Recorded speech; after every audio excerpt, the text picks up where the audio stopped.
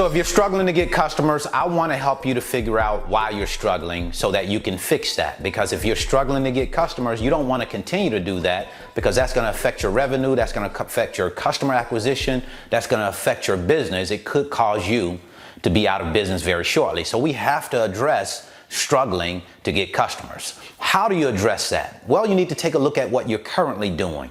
How are you doing what you're currently doing? When you say you're bringing on customers, what is your process?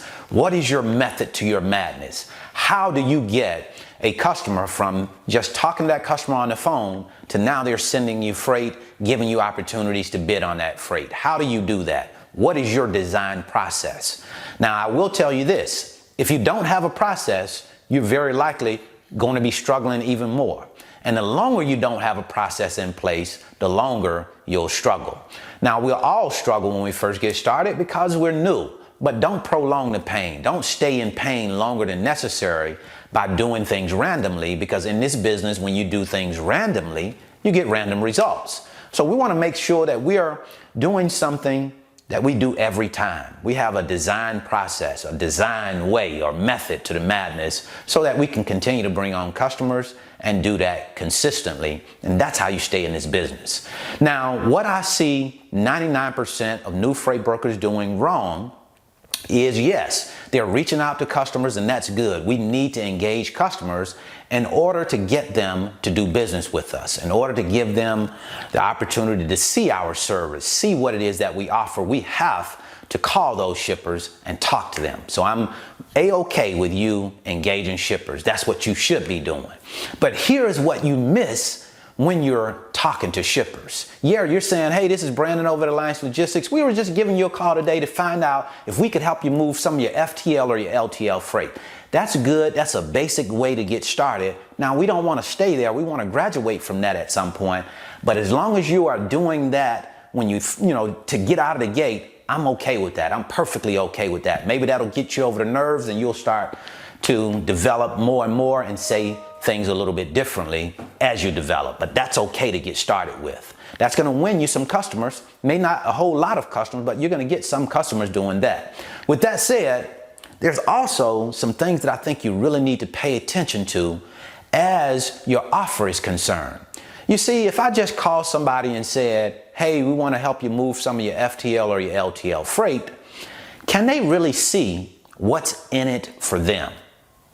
That is so important. We have to make sure that a shipper can see what's in it for them, what I am selling them, what I am trying to sell them at least. What are they going to get from that? Why would I spend money on your service? I need to be able to paint the picture so they can see that value. Once they can see the value, then they are more likely to want to do business with me, because that's the whole idea of the call. That's the reason why I'm communicating with that shipper, is because I want them to be able to see what it is that I provide as a service, and then see the value in it and use it, purchase the service so that we can provide it.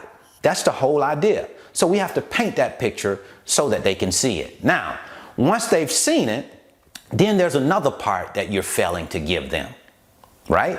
Okay, so they've seen the value that you offer, and they're just like, oh, okay, this guy says they have a really good service, and I can see that, but you're still not doing the next step to take him to the next level. For example, what is your call to action? What actions are you giving that shipper and asking him to take? Are you asking him to take a specific action after you've laid out what your service offers? Most people aren't doing that. You're not saying to him, okay, now that you have seen the service, would you like to go ahead and send me over your load list so I can start providing quotes?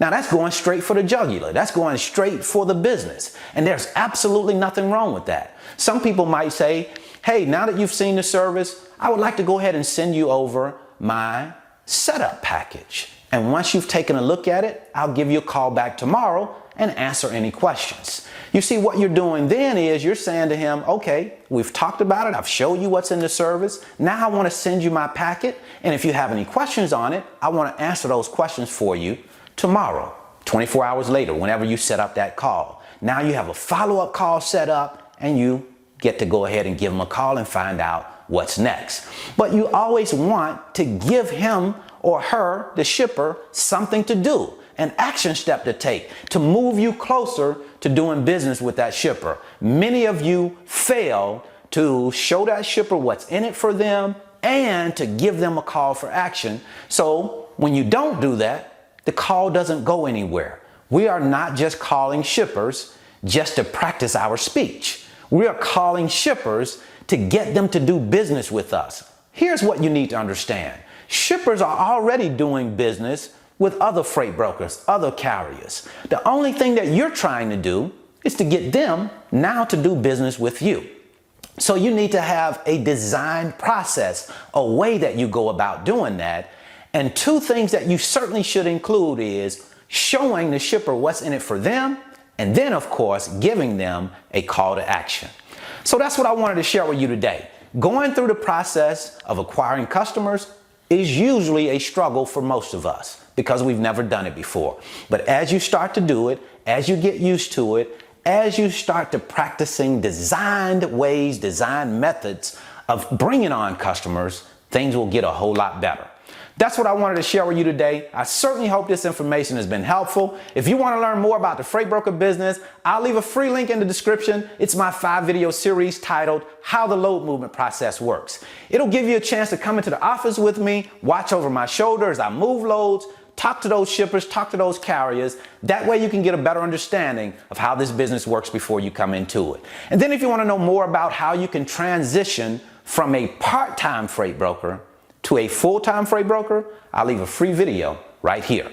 So until the next time, I wish you the very best in your life and business. See you at the top because the bottom is much too crowded.